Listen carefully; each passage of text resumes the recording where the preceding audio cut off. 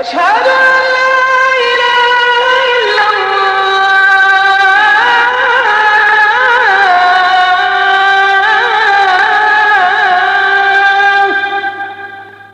أشهد أن محمدا رسول الله. السلام عليكم ورحمة الله وبركاته. الحمد لله نحمده ونستعينه ونستغفره ونعوذ بالله من شرور أنفسنا ومن سيئات أعمالنا. من يهده الله فلا مضل له ومن يضلل فلا هادي له. أشهد أن لا إله إلا الله وحده لا شريك له وأشهد أن محمدا عبده ورسوله. يا أيها الذين آمنوا اتقوا الله حق تقاته ولا تموتن إلا وأنتم مسلمون. يا أيها الناس اتقوا ربكم الذي خلقكم من نفس واحدة وخلق منها زوجها وبث منهما رجالا كثيرا ونساء واتقوا الله الذي تساءلون به والأرحام إن الله كان عليكم رقيبا. وبعد فإن أصدق الحديث كتاب الله وخير الهدي هدي محمد صلى الله عليه وسلم وشر الأمور محدثاتها وكل محدثة بدعة وكل بدعة ضلالة وكل ضلالة في النار.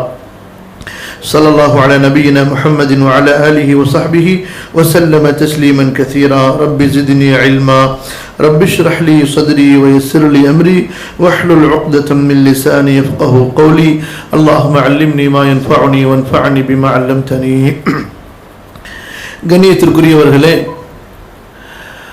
அல்லாஹ்வுடைய அருளால் இமாம் முஹம்மது பின் இஸ்மாயில் அல் புகாரி ரஹிமஹுல்லா அவர்கள் நபிமொழிகளிலிருந்து ஒரு ஆழமான ஆய்வு செய்து தொகுத்த இந்த சஹீஹ் என்ற இந்த கிரந்தத்திலிருந்து அதன் மிக முக்கிய பகுதியாகிய இறுதி பகுதி கிதாபு தௌஹீத், அல்லாஹுவை நாம் எப்படி ஏற்றுக்கொள்வது, நம்பிக்கை கொள்வது, அல்லாஹுடைய சிஃபாத்துகளை பண்புகளை நாம் எப்படி நம்பிக்கை கொள்வது என்ற அந்த பகுதியிலிருந்து 7வது அமர்விலே நாம் இன்று இருக்கின்றோம்.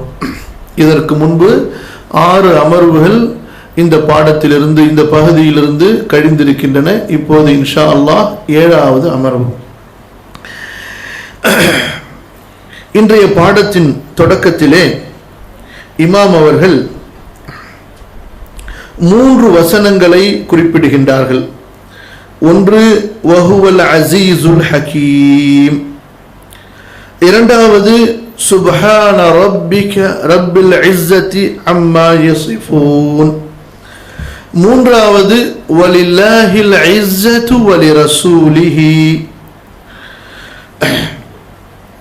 அதற்கு பிறகு வமன் ஹலஃப பிஇஸ்ஸத்தில்லாஹி வஸிஃபாத்திஹி என்ற ஒரு வாக்கியத்தை கொடுக்கின்றார்கள்.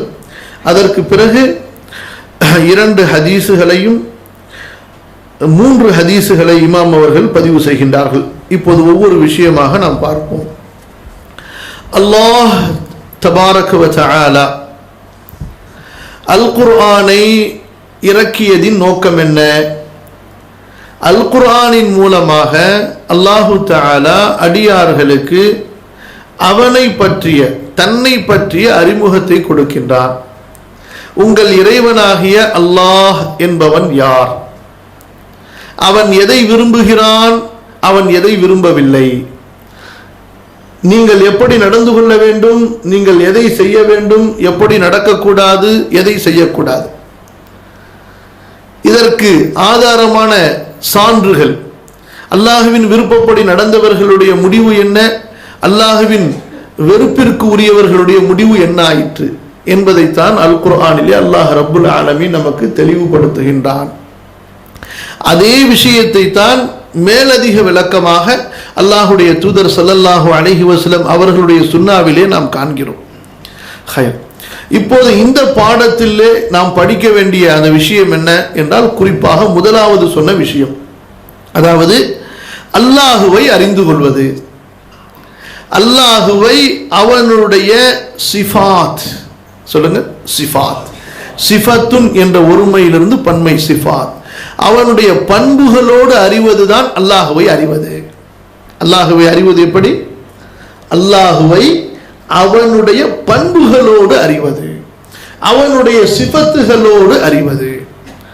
அப்ப அல்லாஹுடைய சிஃபத்தை ஏற்றுக்கொள்வது, நம்பிக்கை கொள்வது, அல்லாஹுவை ஏற்றுக்கொள்வது. அல்லாஹுடைய சிஃபத்தை மறுப்பது, அல்லாஹுவை மறுப்பது. முந்திய காலத்தில் சஹாபாக்களின் அந்த இறுதி காலத்திலே சில மக்கள், குறிப்பாக கிரேக்க ஃபல்சஃபா என்ற அந்த தத்துவங்களை படித்தவர்கள், அதற்கு ஏற்ப குர்ஆனை ஹதீஸை வளைக்க ஆரம்பித்தார்கள். கிரேக்க தத்துவங்களில் கூறப்பட்ட அந்த இறையியலுக்கு ஏற்ப குர்ஆன் ஹதீஸை மாற்ற ஆரம்பித்தார்கள்.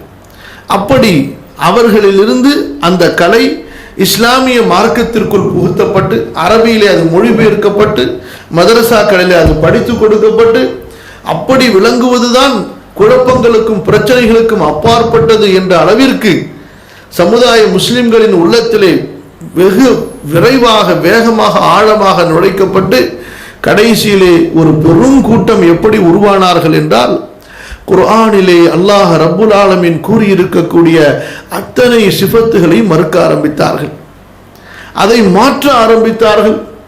அல்லாஹ்வுடைய தூதர் ஸல்லல்லாஹு அலைஹி வஸல்லம் அல்லாஹுவை பற்றி கூறியிருக்கின்ற அத்தனை ஹதீஸுகளையும் அதற்குரிய அர்த்தத்திலிருந்து மாற்றி தங்களது மன இச்சைகளுக்கு ஏற்ப அதற்கு அர்த்தங்களை கற்பிக்க ஆரம்பித்தார்கள்.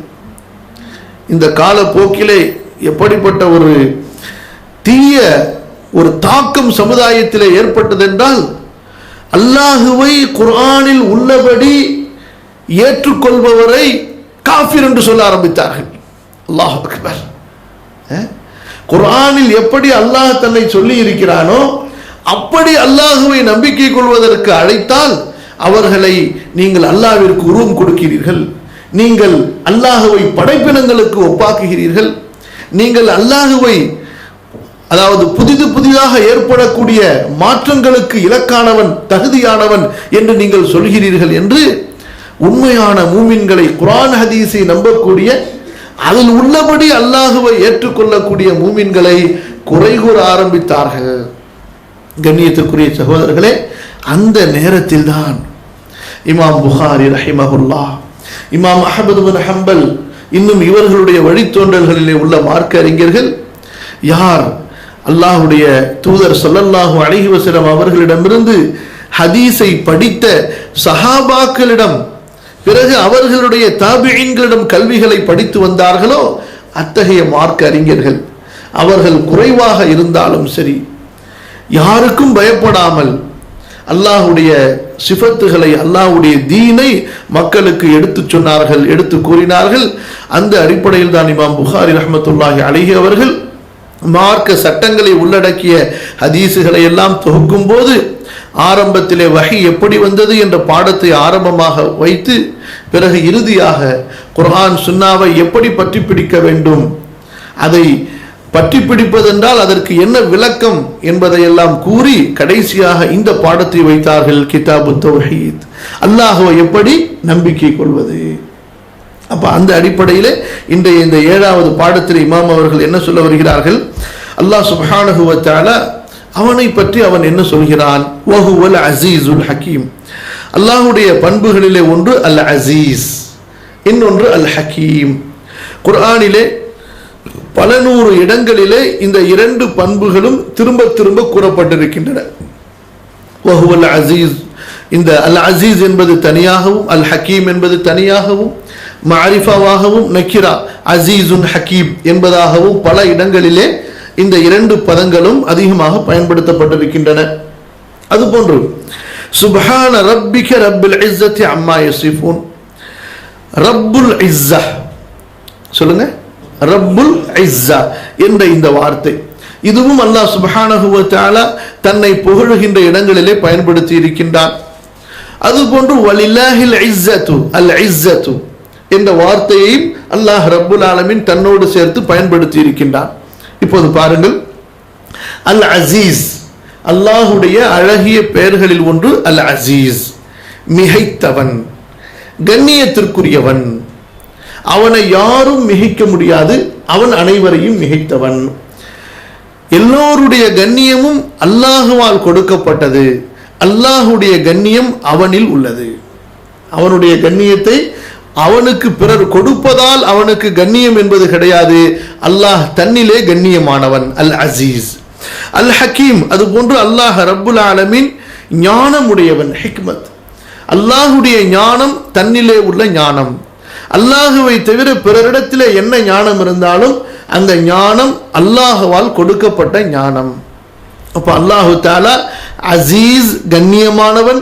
இஸ்ஸத் என்ற தன்மை அவனிடத்திலே இருக்கிறது. புரியுதுங்களா? பாடத்தில் ஆரம்பத்தில் உங்களுக்கு இன்னும் கூடுதலா விளங்கும். அப்ப கண்ணியமானவன், கண்ணியம் என்ற தன்மை அவனிடத்திலே இருக்கிறது.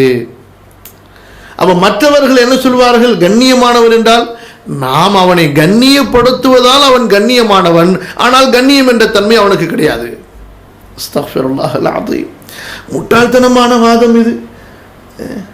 அதுபோன்று அல் ஹக்கீம், அல்லாஹ் ரப்புல் ஆலமீன் படைப்பினங்களிலே அவன் படைத்திருக்கின்ற அந்த அற்புதத்தை பார்க்கும் பொழுது அவனை ஹக்கீம் என்று சொல்கிறோம். இல்லை என்றால் அவனிடத்தில் ஹிக்மத் என்பதை நாம் சொல்லக்கூடாது என்றெல்லாம் கூறினார்கள். இங்கே அதற்கு மறுப்பாக சொல்கிறார்கள், அல்லாஹு தஆலா தன்னை புகழும் பொழுது இப்படி புகழ்ந்திருக்கிறான். எப்படி? நான் அசீஸ், மிகைத்தவன், கண்ணியத்திற்குரியவன் என்று. அதே போல அடுத்த வசனத்தில் பாருங்க, சுப்ஹான ரப்பிக ரப்பில் இஸ்ஸதி. ரப் என்றால் உடையவன், சாஹிப், இறைவன் என்ற அர்த்தம், இரட்சகன் என்ற அர்த்தம் இருக்கிறது. மாலிக், சொந்தக்காரன், உரிமையாளன் என்ற அர்த்தம் இருக்கிறது. அதுபோன்று உடையவன், ஒரு பொருளுக்கு சொந்தக்காரன். ரப்புல் மால், பொருளுக்கு சொந்தக்காரன். அப்ப ரப்புல் இஸ்ஸதி, கண்ணியத்திற்கு சொந்தக்காரன், கண்ணியத்திற்கு தகுதியானவன், உரித்தானவன். அப்ப அல்லாஹ் தஆலா கண்ணியமானவன் என்றும் சொல்கிறான், கண்ணியத்திற்கு உரித்தானவன் என்றும் சொல்கிறான். இவ்வளவு தெளிவா சொன்னதற்கு பிறகு அடுத்த வசனத்துல வலில்லாஹில் இஸ்ஸத்து வலி ரசூலிஹி, அல்லாஹுக்குத்தான் கண்ணியமும் அவனது அல்லாஹ்வுக்கும் அவனது தூதருக்கும் கண்ணியம் உரித்தானது என்ற இஸ்ஸத் என்ற சிஃபத்தையும் அல்லாஹ் தனக்கு சொல்கிறான். அந்த இஸ்ஸத் என்ற சிஃபத்திலிருந்து எடுக்கப்பட்ட பெயர் சொல் அசீஸ் என்ற அந்த பெயரையும் அல்லாஹ் தனக்கு வைத்துக் கொள்கிறான். அப்ப அல்லாஹு தஆலா கண்ணியமானவன், கண்ணியம் என்ற தன்மை அவனுக்கு இருக்கிறது. இப்ப இந்த விஷயத்துக்குடைய நம்ம கொஞ்சம் ஆழமா கருத்துக்குள்ளார போறதுக்கு முன்னாடி உங்களுக்கு நம்ம இந்த பாடத்தினுடைய நோக்கத்தை ஆரம்பத்திலிருந்து சொல்லிட்டு வந்துட்டு இருக்கோம். அது என்ன? பிறருக்கு மறுப்பு சொல்வது மட்டும் நமக்கு நோக்கம் இல்லை. புரியுதா? பிறருக்கு மறுப்பு சொல்வது மட்டும். முன்னாடி காலத்துல முஅத்தஸிலா அப்படி சொன்னாங்க, இன்னைக்கு சில பேர் இப்படி அல்லாஹ்வுடைய சிஃபத்துல குதர்க்கம் செய்கிறார்கள் என்று மறுப்பு சொல்வது மட்டும் நமக்கு நோக்கம் இல்லை. இதன் மூலமாக நமது ஈமான், இறை நம்பிக்கை அதிகரிக்க வேண்டும். நமது அல்லாஹ்வுடைய நம்பிக்கை நமக்கு அதிகரிக்க வேண்டும். அந்த அடிப்படையில் நீங்கள் பார்க்கும் பொழுது இப்ப அல்லாஹ் சுப்ஹானஹு வ தஆலா அவனை நாம் ஏற்றுக்கொள்ள வேண்டிய அந்த முறைகளைத்தான் அல் குர்ஆனிலே நமக்கு முதலாவது நோக்கமாக அறிமுகப்படுத்துகின்றார். அந்த அடிப்படையிலே அல்லாஹு தஆலாவை அல் அசீஸ், கண்ணியத்திற்குரியவன், மிகைத்தவன் என்று ஏற்றுக்கொள்ளும் பொழுது, அல் ஹக்கீம், ஞானத்திற்குரியவன், ஞானம் அவனிடத்திலே முழுமையாக இருக்கிறது என்று ஏற்றுக்கொள்ளும் பொழுது, அவன் கண்ணியத்துக்கு சொந்தக்காரன், கண்ணியமெல்லாம் முதலாவதாக அவனுக்குத்தான் தகுதியானது என்று நாம் ஏற்றுக்கொள்ளும் பொழுது நம்முடைய உள்ளத்திலே, கொஞ்சம் கவனமாக கேளுங்க, ரப்பி ஸித்னி இல்மா, நம்முடைய உள்ளத்திலே ஏற்படக்கூடிய அந்த ஒரு தாக்கம் எப்படி? அல்லாஹ்வை கண்ணியமானவன் என்று ஏற்றுக்கொள்ளும் பொழுது நம்முடைய உள்ளத்திலே உள்ள பெருமை, நம்மை பெரிதாக கண்ணியமாக நாம் நினைத்துக் கொண்டிருக்கிறோமே, அந்த ஒரு பெருமையான அகம்பாவமான எண்ணம் நம்மை விட்டு நீங்குகிறது. நான் படித்ததால் எனக்கு கண்ணியம், நான் பேசுவதால் எனக்கு கண்ணியம், நான் எழுதுவதால் எனக்கு கண்ணியம், எனது செல்வத்தால் எனக்கு கண்ணியம், எனது ஆட்சியால் எனக்கு கண்ணியம் என்று மனிதன் நினைக்கிறான் அல்லவா? எனது அழகால் எனக்கு கண்ணியம், எனது பரம்பரையால் எனக்கு கண்ணியம், எனது குடும்பத்தால் எனக்கு கண்ணியம், எனது நாட்டினால் எனக்கு கண்ணியம் என்றெல்லாம் மனிதனுடைய உள்ளத்திலே படைப்புகளை கொண்டு கண்ணியத்தை தேடுகிற, கவனித்து கேளுங்கள், படைப்புகளை கொண்டு கண்ணியத்தை தேடுகிற அந்த நிலைமை மாறி படைத்தவனை கொண்டு கண்ணியத்தை தேடுவான். புரியுதுங்களா இல்லையா? படைப்புகளை கொண்டு கண்ணியம் கிடையாது, எதை கொண்டு கண்ணியம்? இப்போ ஒரு மனிதர் அல்லாஹ்விடத்திலே கண்ணியம் இருக்கிறது என்றே ஈமான் கொள்ள மறுக்கிறார். அவர் கண்ணியத்தை யாரிடத்திலே தேடுவார்? படைப்புகளிடத்திலே தேடுவார். ரப்பிடத்திலே கண்ணியம் இருக்கிறது, ரப்பு கண்ணியத்திற்குரியவன், உண்மையான முழுமையான நிறைவான தன்னிலே நிறைந்த கண்ணியத்திற்குரியவன் என்று ரப்பை ஏற்றுக்கொள்ளும் பொழுது அவர் கண்ணியத்தை யாரிடத்திலே தேடுவார்? அல்லாஹ்விடத்திலே தேடுவார், ரப்பிடத்திலே தேடுவார். புரியுதுங்களா? அப்ப ரப்பிடத்திலிருந்து பெறப்படுகிற கண்ணியம் இருக்கிறது அல்லவா, அந்த கண்ணியம் நிரந்தரமானது. அப்படிப்பட்ட கண்ணியவானை யாரும் இழிவுபடுத்த முடியாது, கேவலப்படுத்த முடியாது. அந்த கண்ணியம் இரண்டு வகையான கண்ணியம். ஒன்று உலகிலும் அல்லாஹ் கொடுக்கிற கண்ணியம், இரண்டாவது மறுமையில் கொடுக்கிற நிரந்தரமான கண்ணியம். இப்ப உதாரணத்திற்கு நீங்க சில சந்தேகம் வரலாம். சில இறை தூதர்கள் அடிக்கப்பட்டாங்க, விரட்டப்பட்டாங்க, சில இறை தூதர்கள் கொல்லவும் பட்டார்கள். இப்போ பொதுவா பார்க்கும் பொழுது மக்கள் என்ன நினைப்பாங்க? இவங்களுக்கு கண்ணியம் இல்லாம போயிடுச்சு, அப்படித்தானே மக்களுடைய எண்ணம். யாராவது ஒருத்தங்களை ரோட்ல மக்கள் போட்டு அடிச்சாங்கன்னா, அல்லது துரத்தி விட்டாங்கன்னா, அல்லது ஏதாவது அவங்களுக்கு மக்களுக்கு மத்தியில் ஒரு சம்பவங்கள் நடந்துச்சுன்னு சொன்னா அவர் கண்ணியவனாக மதிக்கப்படவில்லை என்று மக்கள் நினைக்கிறார்கள். அன்பிற்குரியவர்களே, இது மட்டும் கண்ணியம் அல்ல, அல்லது கண்ணியத்திற்கு ஒரு இலக்கான ஒன்று அல்ல. உண்மையான கண்ணியம் என்றால் என்ன என்றால், நல்லவர்கள் ஒருவரை பற்றி நல்ல முறையிலே பேசுவது. எப்படி? நல்லவர்கள் ஒருவரை பற்றி நல்ல முறையிலே பேசுவது. இப்ப இந்த அடிப்படையில் நீங்கள் பார்த்தீர்கள் என்றால், உலகத்திலே தோன்றிய அத்தனை இறை தூதர்களுக்கும் நல்லவர்கள் அவர்களது பெயரை சொல்லும் பொழுது அலைஹி ஸலாத்து வஸ்ஸலாம், அவர் மீது அல்லாஹுடைய அருளும் அல்லாஹுடைய பாதுகாப்பும் ஈடேற்றமும் உண்டாகுக என்று துஆவோடு அவர்களது பெயரை எவ்வளவு கண்ணியமாக சொல்கிறார்கள். இது கண்ணியம். புரியுதா இல்லையா? ஒருத்தரை தனக்கு தலைவராகவோ அல்லது தன்னுடைய ஒரு பெரிய ஒரு பொறுப்பாளராகவோ ஆக்கிக் கொள்வது மட்டும் கண்ணியம் அல்ல. இப்ப எத்தனையோ பேர் ஒருத்தரை தனது தலைவராகவோ அல்லது தனது பெரிய ஒரு குருவாவோ ஏற்று வச்சிருப்பாங்க. ஆனா அதே நேரத்தில் அவர்கள் அந்த பதவியை கொண்டுதான் அவரை கண்ணியப்படுத்தி இருக்கிறார்களே தவிர உள்ளத்தால கண்ணியப்படுத்தி இருப்பார்களா? உள்ளத்துல திட்டிக்கிட்டே இருப்பாங்க. தனது அரசனுக்கு முன்னாடி நின்று கொண்டு, தனது தலைவருக்கு முன்னால் நின்று கொண்டு, வாயால் அவனை புகழ்ந்து கொண்டு உள்ளத்தால் அவனை சபித்துக் கொண்டிருப்பார்கள். அது கண்ணியமா? கண்ணியம் இல்லை. உண்மையான கண்ணியம் என்பது எது? உள்ளத்திலிருந்து நல்ல பிரார்த்தனைகளோடு நல்ல நினைவுகளோடு வரக்கூடியது உண்மையான கண்ணியம். அந்த கண்ணியத்தை கிடைக்கப்பெற்றவர்கள் தான் அல்லாஹுடைய உண்மையான அடியார்கள். அப்ப அந்த அடிப்படையில் நீங்கள் பார்க்கும் பொழுது இந்த சந்தேகம் இன்ஷா அல்லாஹ் உங்களுக்கு வராது. புரியுதா? இப்ப திரும்ப விஷயத்துக்குள்ளார போகும். அப்ப எப்ப ஒரு மனிதன் அல்லாஹுவை கண்ணியத்திற்குரியவனாக, அல்லாஹுவை கண்ணியவனாக ஏற்றுக்கொண்டானோ அவன் பிறரை கேவலப்படுத்த மாட்டான். பிறரை விட தன்னை ஒரு மேன்மையானவனாக அவன் பார்க்க மாட்டான். பணிவு என்ற தன்மை அவனிடத்திலே வந்துவிடும். புரியுதுங்களா? அப்ப இந்த அல்லாஹுடைய சிஃபத்தை ஏற்றுக்கொள்வதால் நமக்கு கிடைக்கக்கூடிய ஈமானுடைய பாக்கியம் இது. அல்லாஹுவை வெறுமன அவன் ஒரு இறைவன் என்று ஏற்றுக்கொள்கின்ற அந்த ஈமானுக்கும், அல்லாஹுவை அவன் இறைவனாக இருப்பதோடு அவன் உண்மையான கண்ணியத்திற்குரியவன், உண்மையான கண்ணியவான், கண்ணியம் அவனுக்கு சொந்தமானது, அவனிடத்தில் இருக்கிறது என்று அவனுடைய சிஃபத்தோடு அவன் கூறுவதை போன்று நாம் ஏற்றுக்கொள்ளும் பொழுது அந்த அல்லாஹுவின் மீது நமக்கு மதிப்பு வருகிறது. ஒன்று, அவனுடைய மகிமை அவமத் அது நமது உள்ளத்திலே இறங்குகிறது.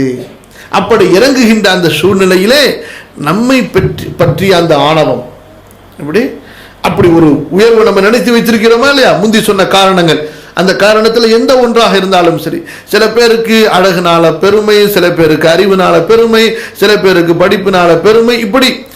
ஆனால் அல்லாஹுவை கண்ணியவானாக அவனை கண்ணியத்திற்குரியவனாக ஏற்றுக்கொண்டு கண்ணியம் அவன் கொடுப்பது என்று ஏற்றுக்கொள்ளும் பொழுது அடியான் பணிந்து இந்த படைப்புகளை கொண்டு கண்ணியத்தை தேடாமல் அல்லாஹ்விற்கு பணிவதை கொண்டு அல்லாஹ்விற்கு வழிபடுவதை கொண்டு கண்ணியத்தை தேடுவான். இப்ப அந்த அல் அசீஸ் என்ற அந்த வார்த்தையை இன்னும் கொஞ்சம் நம்ம விரிவா விளக்கத்துக்குள்ளார போவோம். அல் அசீஸ் உஹுவல்லதி லஹுல் இஸ்ஸத்து தாம்மா. அசீஸ் என்பவன் யார்? யாருக்கு முழுமையான கண்ணியம் இருக்கிறதோ, வல் குவத்துல் காமிலா, முழுமையான ஆற்றல் இருக்கிறதோ, ஃபலா யுஜிஸுஹு ஷைஉன், அவனை எதுவும் பலவீனப்படுத்த முடியாது. அல் காஹிரு லிகுல்லி ஷை, அவன் அனைத்தையும் பலவீனப்படுத்தி மிகைத்து விடுவான். ஃபலா யம்தனிஉ மின் குவத்திஹி ஷை, அவனது கட்டுப்பாட்டுக்குள் வராமல் எதுவும் தப்பிக்க முடியாது.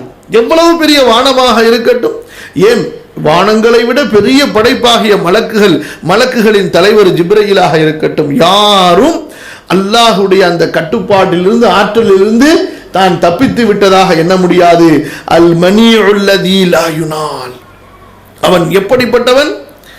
அவனை யாரும் அட்டாக் செய்து விட முடியாது, அவனை யாரும் தாக்கிவிட முடியாது, அவனை யாரும் எதிர்த்து விட முடியாது. நீங்க பைபிளுடைய பழைய கதைகள்ல யாராவது சொல்லி கேள்விப்பட்டிருந்தீங்கன்னா, ஷைத்தான்கள்லாம் சேர்ந்து அல்லாஹ்வை அட்டாக் பண்ண நினைச்சிட்டான். எப்படி ஷைத்தான்கள், இப்லீஸ்கள், ஜின்கள்லாம் சேர்ந்து அல்லாஹ்வை அட்டாக் பண்ண நினைச்சிட்டான். அல்லாஹ் பயந்து போயிட்டானா, அதனாலதான் ஷைத்தான்கள் எல்லாம் வானத்திலிருந்து கீழே இறக்கிட்டு தன்னை பாதுகாத்துக்கிட்டானா. அஸ்தக்ஃபிருல்லாஹல் அஸீம். எப்படிப்பட்ட முட்டாள்தனமான உளறல்கள்! இதெல்லாம் எதனால வரும்? அல்லாஹ்வுடைய சிஃபத்தை அறியாத காரணத்தால். அப்ப அல்லாஹ் அல் மனிஉல்லதி லா யுனால், அவனை யாரும் போய் அட்டாக் பண்ணிட முடியாது, அவனை யாரும் எதிர்த்தும் நின்று விட முடியாது. வலா யுகால, அவனை யாரும் மிகைத்து விடவும் முடியாது. அப்ப இஸ்ஸத் என்ற அந்த வார்த்தை, அசீஸ், இஸ்ஸத். அசீஸ் அல்லாஹ்வுடைய சிஃபத்தாக, அல்லாஹு அசீஸுன், அல்லாஹுல் அசீஸ். இஸ்ஸத், அல்லாஹ்விற்கு கண்ணியம் இருக்கிறது. அப்ப இந்த இஸ்ஸத் என்ற வார்த்தைக்கு இப்ப நம்ம சொன்னதிலிருந்து நீ ஒரு அளவுக்கு ஒரு விளங்கி இருக்கலாம். அதாவது கண்ணியம், ஆற்றல், மிகைப்பு, மாபெரும் வல்லமை, இந்த 4 பொருள்களும் இந்த இஸ்ஸத் என்பதற்கு உரியது. அப்ப அதிலிருந்து அசீஸ் என்று வரும் பொழுது அல்லாஹு தஆலா கண்ணியவான், அல்லாஹு தஆலா மிகைத்தவன், அல்லாஹு தஆலா அடக்கக்கூடியவன், அல்லாஹு தஆலா மாபெரும் வல்லமை உடையவன். இந்த 4 அர்த்தங்களையும் அதற்கு கொடுக்கலாம். புரியுதுங்களா? அப்ப இந்த இஸ்ஸத் என்ற வார்த்தை எப்படியெல்லாம் குர்ஆனிலே பயன்படுத்தப்படுகிறது, ஹதீஸிலே பயன்படுத்தப்பட்டிருக்கிறது, சஹாபாக்களுடைய கூற்றுகளிலே பயன்படுத்தப்பட்டிருக்கின்றன என்றால், இப்னு மஸ்ஊத் ரலியல்லாஹு அன்ஹு அவர்கள் சொல்கின்றார்கள், மா ஸில்னா அஇஸ்ஸதன் முத் அஸ்லம உமர். உமர் ரலியல்லாஹு அன்ஹு அவர்கள் இஸ்லாமை ஏற்றுக்கொண்ட நாளிலிருந்து நாங்கள் அசீஸாக ஆகிவிட்டோம். இப்ப என்ன அர்த்தம்? இந்த சொன்ன அர்த்தங்கள்லாம் அப்படியே கொண்டு வாங்க. நாங்கள் கண்ணியவான்களாக மாறினோம், யாரும் எங்களை இழிவுபடுத்த துணியவில்லை. நாங்கள் ஆற்றல் உள்ளவர்களாக மாறினோம், யாரும் எங்களை எங்கள்கிட்ட சண்டை போடுறதுக்கு துணியல. எப்போ உமர் ரலியல்லாஹு அன்ஹு அவர்கள் இஸ்லாமை ஏற்றார்களோ நாங்கள் மிகைத்தவர்களாக ஆகிவிட்டோம், காஃபிர்கள் மிகைக்கப்பட்டவர்களாக ஆகிவிட்டார்கள். அப்ப எதுக்கு இந்த விஷயத்தெல்லாம் சொல்றோம்னா, அசீஸ் என்பது அரபி மொழியிலே என்னென்ன அர்த்தங்களில் பயன்படுத்தப்பட்டிருக்கின்றது, அந்த அர்த்தத்தில் மிக உயர்வான முழுமையான அர்த்தம் அல்லாஹ்விற்கு பொருத்தமானது. புரியுதுங்களா? அதே போல ரசூலுல்லாஹி ஸல்லல்லாஹு அலைஹி வஸல்லம் அவர்கள் சொன்ன பொழுது, அல்லாஹும்ம அஇஸ்ஸல் இஸ்லாம பிஅஹதி ஹாதைனி ரஜுலைன் உமர் இப்னுல் கத்தாப் அவ் அபி ஜஹல் இப்னு ஹிஷாம். அல்லாஹ் இஸ்லாமை நீ கண்ணியப்படுத்து இந்த 2 மனிதர்களில் ஒருவர் மூலமாக, உமர் இப்னுல் கத்தாப் மூலமாக அல்லது அபூ ஜஹல் இப்னு ஹிஷாம் மூலமாக, அல்லாஹ் நீ இஸ்லாமிற்கு கண்ணியத்தை கொடு, இஸ்ஸத்தை கொடு, அதாவது மிகைப்பை கொடு, பலத்தை கொடு, கண்ணியத்தை கொடு. அதே போல ஹதீஸ்ல வருகிறது, அல்லாஹும்ம அஇஸ்ஸனா பிதாஅதிக வலா துதில்லனா பிமஅசியதிக. அல்லாஹ்வுடைய ரசூல் ஸல்லல்லாஹு அலைஹி வஸல்லம் கேட்ட துஆக்களிலே ஒன்று, அல்லாஹ்வே உனக்கு பணிவதை கொண்டு, உனக்கு கீழ்ப்படிவதை கொண்டு எங்களை கண்ணியப்படுத்து. வலா துதில்லனா பிமஅசியதிக, உனக்கு மாறு செய்து, உனக்கு பாவம் செய்து எங்களை நீ இழிவுபடுத்தி விடாதே. அப்ப இந்த விஷயத்திலிருந்து இன்னும் ஒரு செய்தியை நாம் விளங்குகின்றோம். அதாவது கண்ணியம் என்பது ஆட்சியிலோ அதிகாரத்திலோ கல்வியிலோ இல்லை, அல்லாஹுடைய தீனின்படி அவனுக்கு கட்டுப்பட்டு ஹலாலான வாழ்க்கை வாழ்வதிலே. இழிவு என்பது ஏழையாக அல்லது கைகால் முடமானவர்களாக அல்லது அழகற்றவர்களாக இருப்பது இழிவு அல்ல. இழிவு என்பது அல்லாஹ்விற்கு மாறு செய்வது, பாவம் செய்வது இழிவு. அதைத்தான் அல்லாஹ்வுடைய தூதர் ஸல்லல்லாஹு அலைஹி வஸல்லம் அல்லாஹ்விடத்தில் கேட்கிறார்கள், அல்லாஹும்ம அஇஸ்ஸனா பிதாஅதிக, யா அல்லாஹ் உனது வழிபாட்டை கொண்டு, தாஅத்தை கொண்டு எங்களுக்கு இஸ்ஸத்தை கொடு, கண்ணியத்தை கொடு. உனக்கு மாறு செய்வதை கொண்டு எங்களை நீ இழிவுபடுத்தி விடாதே. அதே போல அல்லாஹும்ம அஇஸ்ஸனா பிதாஅதிக, யா அல்லாஹ் உனது இபாதத்தை கொண்டு எங்களுக்கு பலத்தை கொடு. அப்ப முஸ்லிம்களுடைய பலம் என்பது பொருளாதாரத்திலோ அல்லது கல்வியிலோ அல்லது ஆட்சி அதிகாரத்தில் மட்டும் இல்லை. ஆட்சி அதிகாரம், பொருளாதாரம், கல்வி எல்லாம் இருந்து முஸ்லிம்களிடத்திலே அல்லாஹ்விற்கு கீழ்ப்படுகிற தன்மை இல்லை என்றால் அவர்கள் பலமானவர்களாக ஆக முடியாது. அதே போல யா அல்லாஹ் எங்களுக்கு மிகைப்பை கொடு உனக்கு வழிபடுவதை கொண்டு. அப்ப அப்துல்லா இப்னு ரவாஹா ரலியல்லாஹு அன்ஹு அவர்கள் சொன்னார்களே, முஸ்லிம்கள் மூத்தா போருக்கு சென்றபோது வெறும் 3000 தோழர்கள் இருந்தார்கள். ஆனால் எதிரிகளின் எண்ணிக்கையை பற்றிய தகவல்களோ அவர்கள் 1,00,000 பேர்கள் இருந்தார்கள் என்று. அப்ப சில சஹாபாக்கள் என்ன செய்யலாம், நம்ம தங்கி ரசூல் ஸல்லல்லாஹு அலைஹி வஸல்லம் இடத்துல உதவியை கேட்போமா என்று அவர்கள் ஆலோசித்த போது அப்துல்லாஹ் இப்னு ரவாஹா ரலியல்லாஹு அன்ஹு அந்த தோழர்களுக்கு மத்தியிலே நின்று உரை நிகழ்த்தினார்கள். மூமின்களே, அல்லாஹு தஆலா நமக்கு உதவி செய்ததெல்லாம் ஈமானை கொண்டு, அமலை கொண்டு, எண்ணிக்கையை கொண்டு கிடையாது. நீங்கள் எண்ணிக்கையின் அடிப்படையிலே, ஆயுத பலத்தின் அடிப்படையிலே நீங்கள் போர் செய்ய வந்தீர்கள் என்றால் நீங்கள் தோற்று விடுவீர்கள். அப்ப ரசூல் ஸல்லல்லாஹு அலைஹி வஸல்லம் இடத்துல இனி நம்ம உதவியை எதிர்பார்க்க வேணாம், அல்லாஹ் தஆலா நமக்கு கண்ணியத்தை கொடுப்பான், வெற்றியை கொடுப்பான். அதுக்கு மேலேயும் ஒன்று சொன்னாங்க, சரி நீங்கள்லாம் எதுக்கு போறீங்க, ஷஹாதத்தை எதிர்பார்த்து தானே போறீங்க. சுப்ஹானல்லாஹ், எதை எதிர்பார்த்து? அல்லாஹ்வுடைய பாதையிலே ஷஹீதாக வேண்டும் என்று நீங்கள் எதிர்பார்த்து போகும் பொழுது நீங்க எதுக்கு யோசிச்சுக்கிட்டு அது உங்களை தேடி வருகிறது, முன்னேறுங்கள் என்று சொன்னார்கள். அப்ப அல்லாஹும்ம அஇஸ்ஸனா பிதாஅதிக, யா அல்லாஹ் உனக்கு கீழ்ப்படிவதை கொண்டு எங்களை கண்ணியப்படுத்து, எங்களை பலப்படுத்து, எங்களை மிகைப்படுத்து. அப்ப அல்லாஹ்விற்கு கீழ்ப்படிதல் முஸ்லிம்களிடத்தில் இல்லை என்றால் அவர்கள் கண்ணியத்தையும் பெற முடியாது, அவர்கள் பலத்தையும் அடைய முடியாது, அவர்கள் பிறரை மிகைக்கவும் முடியாது. அவர்கள் உலக தொழில்துறைகளிலே, அறிவுகளிலே, டெக்னாலஜிகளிலே, இன்னும் பல விஷயங்களிலே மாற்றார்களை எல்லாம் வெல்லுகின்ற அளவிற்கு அவர்கள் உயர்ந்து விட்டாலும் சரி, அவர்கள் தாழ்ந்துதான் இருப்பார்கள். எதுவரை அவர்களிடத்திலே தாஅத்துல்லாஹ் தாஅத்து ரசூல், அல்லாஹ்வுக்கும் ரசூலுக்கும் கீழ்ப்படியக்கூடிய தன்மை இல்லையோ.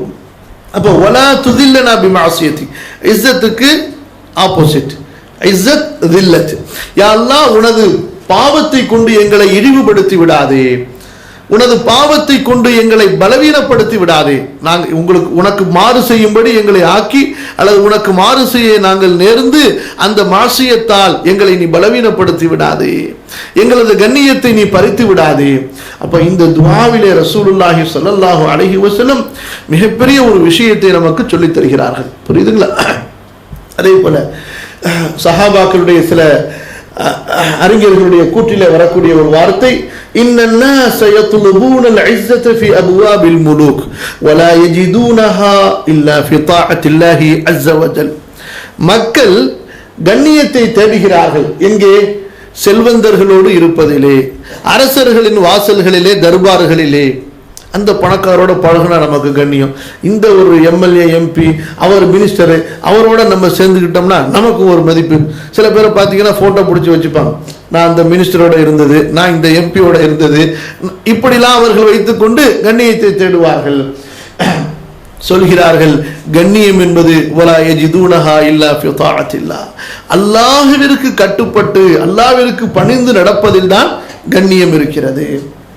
அதே போல மன் அராத இஸ்ஸம் பிலா சுல்தானின் வகஸரதன் பிலா அஷீரத்தின் வகினம் பிலா மாலின் ஃபல்யன்தகில் மின் துல்லில் மஅசியதி இலா இஸ்ஸி தாஅதி.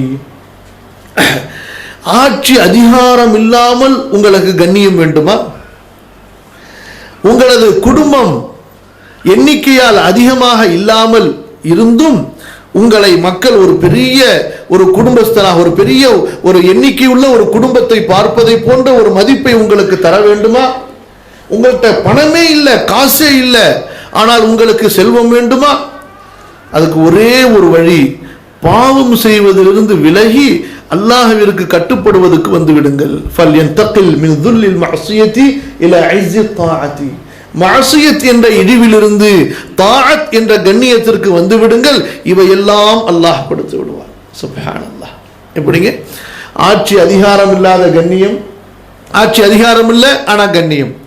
குடும்ப எண்ணிக்கை அதிகமா இல்லை ஆனா குடும்பத்துக்கு கொடுக்கப்படக்கூடிய ஒரு பெரிய கௌரவம் கண்ணியம் இவருக்கு கொடுக்கப்படுகிறது. காசு பணமே இல்லை ஆனா பெரிய செல்வந்தரை போன்று இவர் மதிக்கப்படுகிறார் என்றால் அதற்கு என்ன செய்ய வேண்டும்? மஅசியத் பாவம் என்ற இழிவிலிருந்து தாஅத் என்ற கண்ணியத்திற்கு வந்துவிட்டால் போதுமானது. அல்லாஹ் தஆலா இவற்றையெல்லாம் கொடுத்து விடுவான்.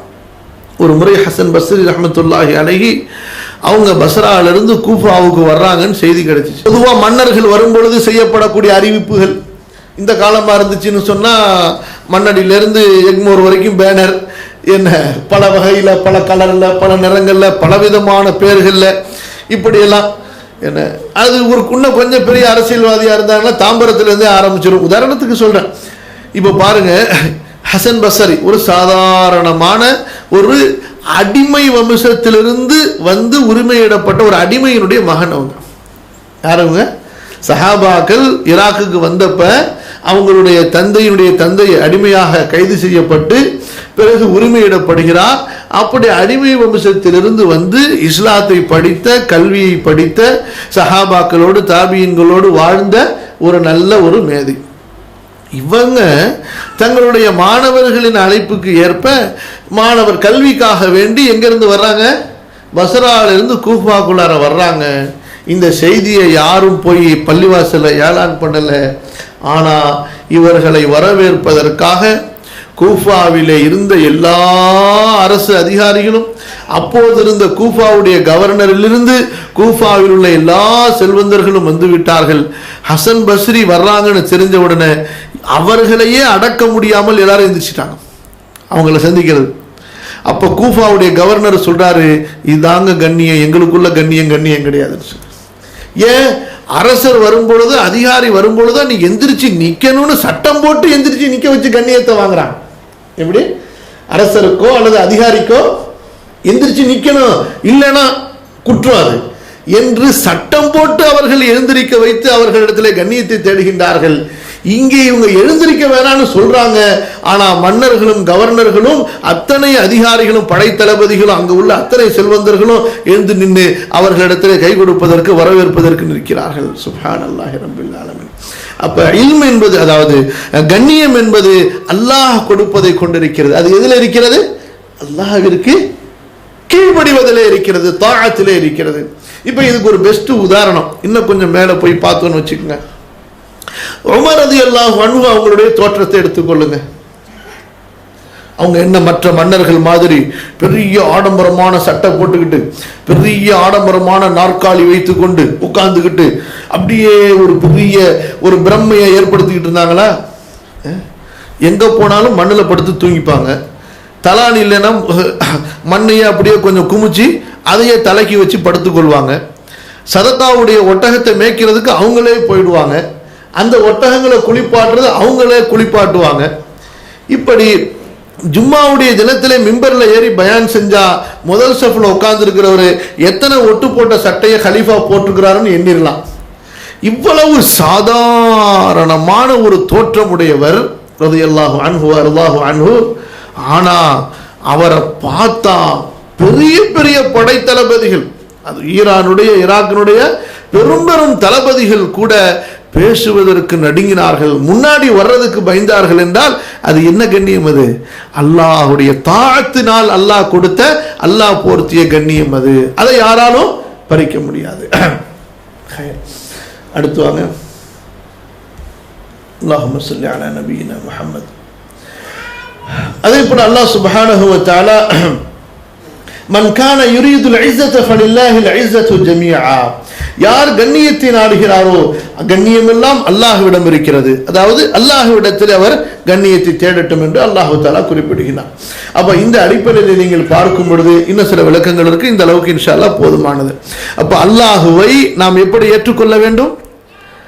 அசீஸ், அல்லாஹ் தஆலா கண்ணியவான்.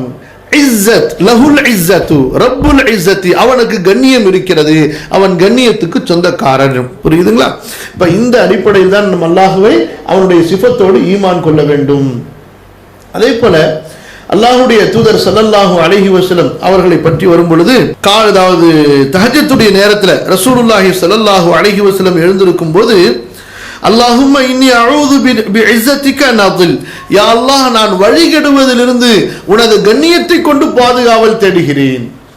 அல்லாஹ்விடத்துல அல்லாஹ்வுடைய கண்ணியத்தை கொண்டு ரசூல் ஸல்லல்லாஹு அலைஹி வஸல்லம் அவர்கள் துஆ கேட்டிருக்கிறார்கள், அவனுடைய கண்ணியத்தை பொருட்டாக வைத்து. அல்லாஹ் தஆலா எப்படி சொல்கிறான், வலில்லாஹில் அஸ்மாஉல் ஹுஸ்னா ஃபதுஊஹு பிஹா, அல்லாஹ்விற்கு அழகிய பெயர்கள் இருக்கின்றன, அந்த பெயர்களை கொண்டு நீங்கள் அல்லாஹ்விடத்திலே கேளுங்கள்.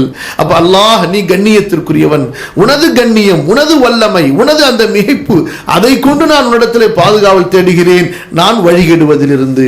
அடுத்து பாருங்க, அல் ஹக்கீம், அல்லாஹு தஆலா ஞானமுடையவன். அப்ப ஞானமுடையவன் என்பதற்கு என்ன விளக்கம் என்றால், هو الذي يضع الأشياء مواضعها التي يحسن أن توضع فيها, எதை எங்கு வைப்பது, எதற்கு எதை கொடுப்பது பொருத்தமோ அதன் அடிப்படையில் அதை அங்கு வைப்பவன், அதற்கு அதை கொடுப்பவன். இப்போ ஒரு பொருளை எங்கே வைத்தால் அழகா இருக்குமோ அங்கே வைப்பது, ஒரு பொருளை எப்படி வடிவமைத்தால் அழகாக இருக்குமோ அப்படி வடிவமைப்பது, யாருக்கு எதை கொடுத்தால் பொருத்தமோ அதை கொடுப்பது, இந்த அடிப்படையிலே செய்பவனுக்கு அவன் அந்த தன்மைக்கு என்ன சொல்லப்படும், ஹிக்மத், ஞானம் உள்ளவன், அல் ஹக்கீம். ولا يدخل تدبيره خلل ولا زلل, அல்லாஹ்வுடைய அந்த ஞானத்திலே திட்டத்திலே எந்த இடையூறுகளும் வந்து விடாது, எந்த சருகுதல்களும் வந்து விடாது. எப்படி நம்ம ஒரு காரியத்தை செய்வோம், ரொம்ப கரெக்டா பெர்ஃபெக்டா செஞ்சுட்டு இருக்கோம் நம்ம நினைப்போம், ஆனா கடைசியில சாரி தப்பா செஞ்சுட்டேன் கோச்சுக்காதீங்க அப்படிப்போம், சாரி மிஸ்டேக் ஆயிருச்சு அப்படின்னு நம்ம சொல்லுவோம். அல்லாஹ்வுடைய செயல்களில் அப்படி வராது. எந்த விதமான மிஸ்டேக், மறதியினால் மிஸ்டேக்கோ அல்லது ஃபார்முலா உண்டாக்குறது. இப்ப நீங்க ஒரு ஃபார்முலா வச்சிருப்பீங்க, இப்போ ஒரு கார் செய்யணுமா, ஒரு மைக்கு செய்யணுமா, ஒரு கம்ப்யூட்டர் செய்யணுமா, ஒரு டேபிள் செய்யணுமான்னு சொன்னா அதுக்கு நீங்க ஒரு ஃபார்முலா வச்சிருப்பீங்க. சில நேரத்தில் அதுக்கு மாற்றமா செஞ்சுட்டு மிஸ்டேக், ஓ நம்ம இதை முன்னாடி வைக்கணும் இதை பின்னாடி வச்சுட்டேன் என்பதாக நாம் குழம்புவோம் அல்லவா. அந்த மாதிரியான எந்த குழப்பமும், எந்த விதமான ஒரு சருகுதல்கள், மிஸ்டேக்குகளும் அல்லாஹ்வுடைய செயல்களில் ஈடுபடாது.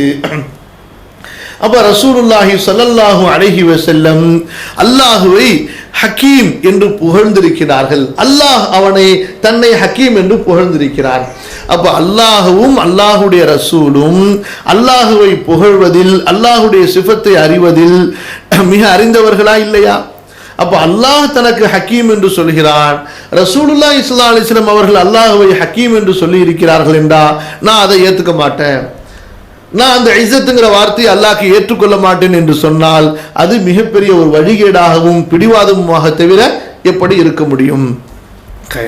அப்ப அதே போல இரண்டாவது வசனம், சுப்ஹான ரப்பிக ரப்பில் இஸ்ஸதி. இப்ப இந்த சுப்ஹான என்ற வார்த்தையை பத்தி கொஞ்சம் நம்ம தெளிவா தெரிஞ்சுக்கிறது நல்லது. இப்ப சுப்ஹான, இப்ப பொதுவா தமிழ்ல சொல்லும் பொழுது பரிசுத்தமானவன் என்று நம்ம செய்யறோம். ஆனா இதுக்கு என்ன அர்த்தம் அப்படின்னு சொன்னா, பரிசுத்தப்படுத்துகிறேன் என்று அர்த்தம். உஸப்பிஹுஹு தஸ்பீஹன், அந்த தஸ்பீஹன் என்பதனுடைய மஸ்தர்ல உள்ள இஸ்மு தான் சுப்ஹான என்பது. அப்ப அல்லாஹுவை நான் பரிசுத்தப்படுத்துகிறேன். அப்ப அல்லாஹ் எப்படிப்பட்டவன், அவனை நான் எப்படி பரிசுத்தப்படுத்துறது, நம்ம பரிசுத்தப்படுத்துதலுக்கு அவன் என்ன தேவை உள்ளவனா என்று கேள்வி கேட்கலாம். அதற்கு அப்படி அர்த்தம் அல்ல.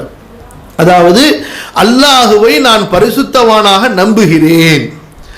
அல்லாஹுவை காஃபிர்கள், யூதர்கள், கிறிஸ்தவர்கள் குறையான தன்மைகளை கொண்டு, அவனுக்கு தகாத வார்த்தைகளை கொண்டு அல்லாஹுவை கூறுகிறார்கள். எப்படி?